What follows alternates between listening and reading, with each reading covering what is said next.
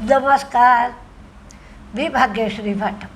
Market आणि मी सोप्या मराठीतून शेअर मार्केट समजावून सांगण्याचा माझा एक उपक्रम आहे. तुमच्याशी बोलायचं तर मला व्हिडिओ करायचा कंटाळा आला. जसा दुपारचा व्हिडिओ ब्लॉग बंद झाला तसाच सकाळचाही बंद करावा असा एक विचार आला. कारण मी एवढा अभ्यासपूर्ण व्हिडिओ द्यायचा, मी एवढा माझा वेळ घालवायचा, त्या मानाने सबस्क्रायबर्स म्हणा, व्ह्यूज म्हणा काही दिसले नाहीत. लोकांना तेवढा इंटरेस्ट पण नाही. आणि शेअर स्वाभाविक आहे, शेअर मार्केट पडत आहे त्यामुळे लोकांना इंटरेस्ट पण नाही की शेअर मार्केटमध्ये काय घडतं आहे हे पाहावं म्हणून. त्यात कोणाचाच दोष नाही. पण याच्यावर वेळ घालवण्यापेक्षा, हे कष्ट करत बसण्यापेक्षा दुसरं काही अधिक चांगलं करू शकतो हा विचार मनात आला. पण आजचा दिवस चांगला मिळाला आणि थोडं निराशेचं जे मळप आलं होतं ते नाहीसं झालं. आज इराणने अमेरिकेला एक नवीन प्रस्ताव पाठवला आहे. त्या प्रस्तावामध्ये न्यूक्लिअरच्या बाबतीत थोडासा माघार घ्यावी, म्हणजे थांबावं, काही काळ द्यावा, पण स्ट्रेट ऑफ हार्मूज उघडणं आणि नाकेबंदी उठवणं या गोष्टीला प्राधान्य देण्यात आलं आहे. त्याचा परिणाम क्रूडवर मात्र दिसत नाही आहे. सकाळपासून क्रूड 107वर आहे, ते अजूनही 107वरच आहे. पण फ्युचर्समध्ये क्रूडचं जे कॉन्ट्रॅक्ट झाले ते कमी दराने झालं आहे असं आढळतं आहे. खरं तर हा प्रस्ताव पाठवला आहे म्हटल्याबरोबर 107चं क्रूड 105च्या आसपास यायला हवं होतं. तसं काही दिसलं नाही. पण का असेना चांगल्या गोष्टीला सुरुवात दिसते. सकाळपासून गिफ्ट निफ्टी तेजीत दिसतं. 155 पॉईंट तेजीत होता. आत्ता व्हिडिओ करायला लागले तेव्हा 205 पॉईंटच्या आसपास गिफ्ट निफ्टीमध्ये तेजी आहे. बँकांचे सगळ्या रिझल्ट चांगले आले आहेत, समाधानकारक रिझल्ट आहेत. त्यामुळे आजचा दिवस तरी चांगला जाईल आणि 1000 पॉईंटच्या आसपास आज तेजी येईल असं एकंदर तरी वातावरण आहे. शुक्रवारी पुन्हा एनव्हिडिया, इंटेल या शेअरमध्ये तेजी आली. म्हणजे AI ड्रिव्हन शेअर्समध्ये तेजी आली. AIमध्ये गुंतवणूक चालू आहे. या गुंतवणुकीचा वेग जरी कमी असला किंवा अमाऊंट जरी कमी असली तरी लोकांना AIची आवश्यकता जाणवते आहे आणि त्यामुळे AIच्या शेअरमध्ये तेजी होती. आज जपान, अमेरिका यांचे रेट जाहीर होते. न्यूझीलंडबरोबर फ्री ट्रेड ॲग्रीमेंट होईल. अमेरिकेबरोबरचं डीलसुद्धा या 1-2 दिवसात होण्याची शक्यता आहे. फक्त झालं आहे काय आत्ता की 4.32वर बॉन्ड यील्ड आहे. डॉलर इंडेक्स 98वर आहे, पण क्रूड 107वर आहे. डोमेस्टिक इन्व्हेस्टर्सची खरेदी 4701 कोटींची आहे, तर फॉरेन इन्व्हेस्टर्सची विक्री 8828 कोटींची आहे. म्हणजेच फॉरेन इन्व्हेस्टर्सची विक्री काही थांबलेली नाही. सन फार्माने मोठं डील केलं आहे. त्याची एंटरप्राइज व्हॅल्यू $12.5 बिलियन एवढी आहे. ऑर्गॅनॉन ही कंपनी ते ॲक्वायर करणार आहेत. ही न्यू जर्सीची कंपनी आहे. त्यामुळे विमेन्स हेल्थ पोर्टफोलिओमध्ये सुधारणा होण्याची शक्यता किंवा सुधारणा होईल असं सन फार्माने सांगितलं आहे. सिग्नेचर ग्लोबल गुरुग्राम हरियाणा इथे यांनी 1.28 एकर जमीन घेतली आहे. पाईन लॅब शॉप फ्लो टेक्नॉलॉजीमध्ये 100% स्टेक 88 कोटीला पाईन लॅबनी घेतला आहे.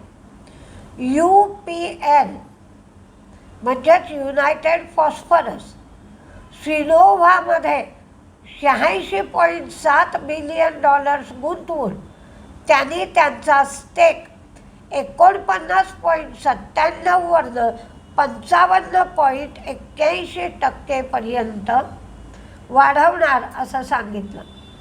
ॲलेम्बिक फार्मा फिल्गोलिमोड या कॅप्सूलसाठी त्यांना फायनल अप्रूव्हल मिळालं आहे.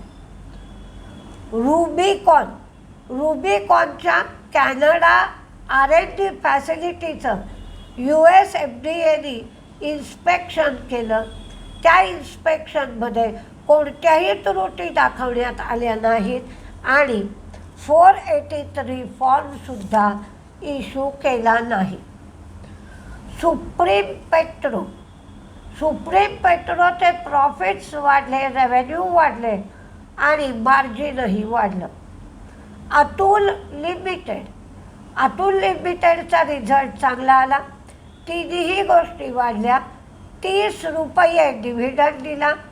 त्याची रेकॉर्ड डेट 17 जुलै ही आहे.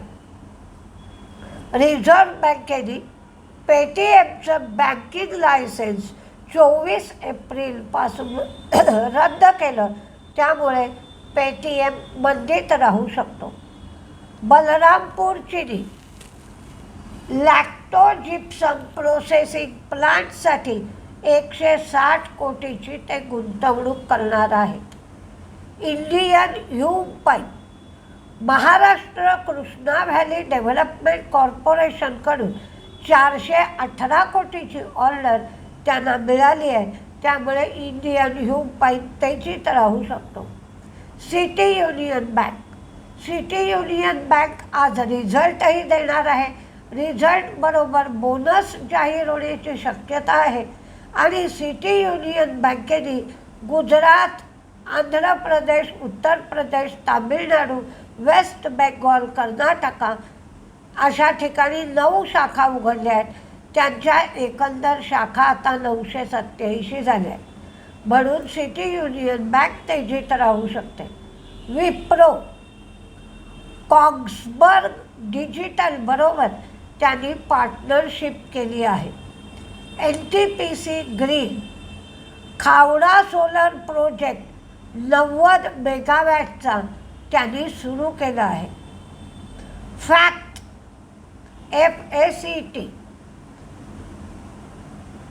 कोचीन आणि उद्योग मंडल प्लांटमध्ये DAPचं उत्पादन करायला त्यांना परवानगी मिळाली आहे आणि त्यासाठी ते सबसिडीसुद्धा मागू शकतात. त्यामुळे फॅक्ट तेजीत राहू शकतो.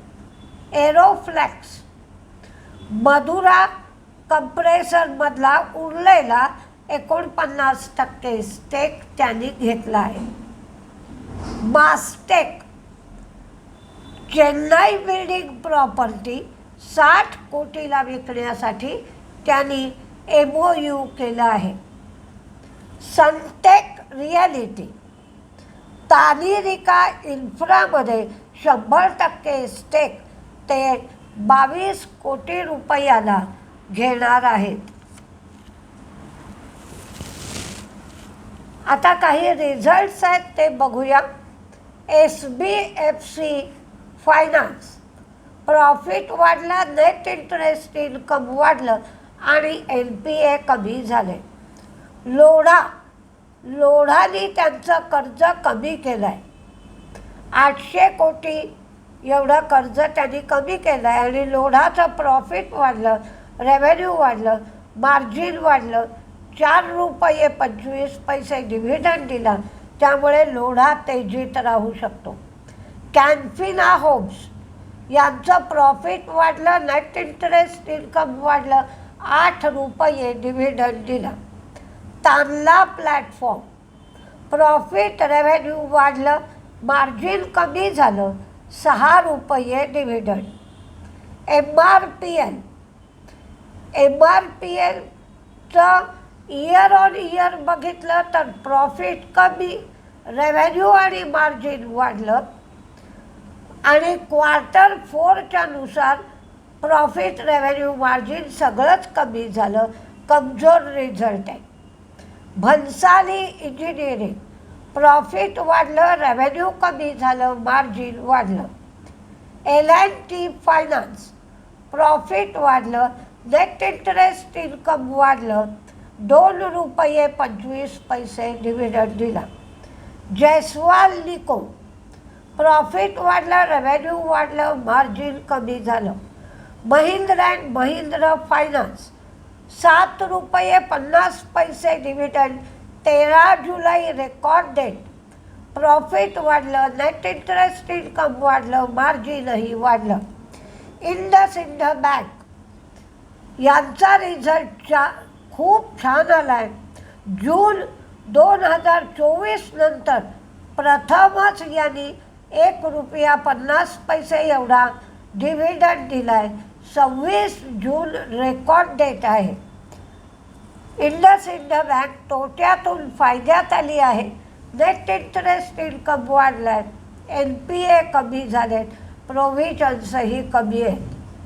DCB बँक प्रॉफिट वाढलं, नेट इंटरेस्ट इन्कम वाढलं, NPA कमी झाले, प्रोव्हिजन कमी, ₹1.45 डिव्हिडंड.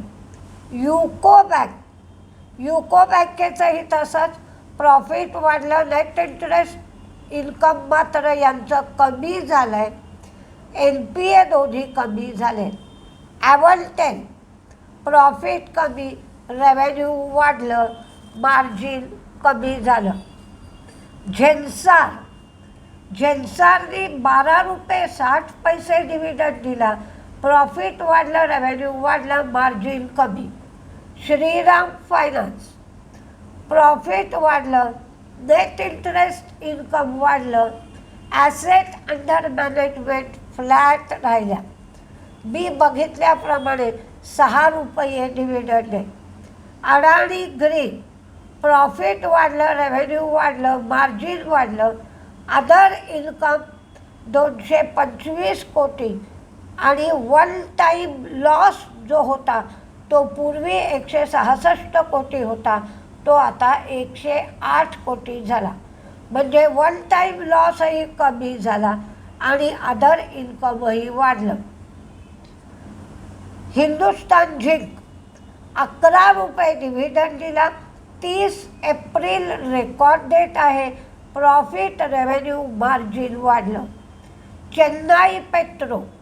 चेन्नई पेट्रोनी ₹54 डिव्हिडंड दिला. प्रॉफिट, रेव्हेन्यू, मार्जिन सगळ्या गोष्टी वाढल्या. रिलायन्सचं प्रॉफिट 20,589 कोटी, 9% प्रॉफिट कमी झाला आहे. रिलायन्सनी ₹6 डिव्हिडंड दिला आहे. त्यांची मटेरियल कॉस्ट वाढली आहे. रेव्हेन्यू 13% वाढला आहे, मार्जिन कमी झाला आहे. रिलायन्स रिटेल रेव्हेन्यू वाढला आहे, प्रॉफिट वाढला आहे, मार्जिन कमी. टेलिकॉमचं सुद्धा रेव्हेन्यू वाढला आहे, प्रॉफिट वाढला आहे, मार्जिन फ्लॅट. सबस्क्रायबर्स मात्र वाढलेत आणि आरपूजमधली वाढ अगदी स्लो म्हणजे मंदगतीने आहे. आरपूज 214 एवढे झाले. O2C रेव्हेन्यू वाढलेत, मार्जिन कमी झालं आहे. आणि ऑइल टू गॅस रेव्हेन्यू वाढलेत, प्रॉफिट कमी झालं आहे, मार्जिन कमी झालं आहे. ॲक्सिस बँक ही 20,000 कोटी शेअर्स मार्फत आणि 35,000 कोटी कर्ज काढून 55,000 कोटी भांडवल उभं करणारे ॲक्सिस बँकेने ₹1 डिव्हिडंड दिला. प्रॉफिट कमी झाला आहे, नेट इंटरेस्ट इन्कम वाढला आहे, NPA कमी झाले, प्रोव्हिजन्स वाढले आहेत, डिपॉझिट्स वाढले, ॲडव्हान्सेस वाढले. RBL बँक प्रॉफिट्स वाढले, नेट इंटरेस्ट इन्कम वाढलं, NPA कमी झाले. इंडिया सिमेंटचं व्हॉल्यूम वाढलं, विक्रीसुद्धा वाढली, तोट्यातून फायद्यात आली, रेव्हेन्यूसुद्धा वाढला. IDFC फर्स्ट प्रॉफिट्स वाढले, नेट इंटरेस्ट इन्कम वाढलं, NPA कमी झाले, प्रोव्हिजन्स कमी झाल्या आणि नेट इंटरेस्ट मार्जिन मात्र कमी झालं आहे. SBFC यांचं प्रॉफिट वाढलं आहे, NII वाढलं आहे आणि NPA कमी झाले. तर आज चांगला दिवस आहे. इराणनी प्रस्तावही दिला आहे. क्रूड कमी होण्याची शक्यताही आहे. भारताचं अमेरिकेबरोबर डील होण्याची शक्यता आहे. त्यामुळे मरगळ झटकून टाकायला हवी. 1000 पॉईंटपर्यंत साधारण आज मार्केटमध्ये तेजी राहण्याची शक्यता आहे. पुढचं पुढे आज जे काय समोर दिसतं आहे ते आनंदाने साजरं करूया. बघूया काय होतं आहे. नमस्ते.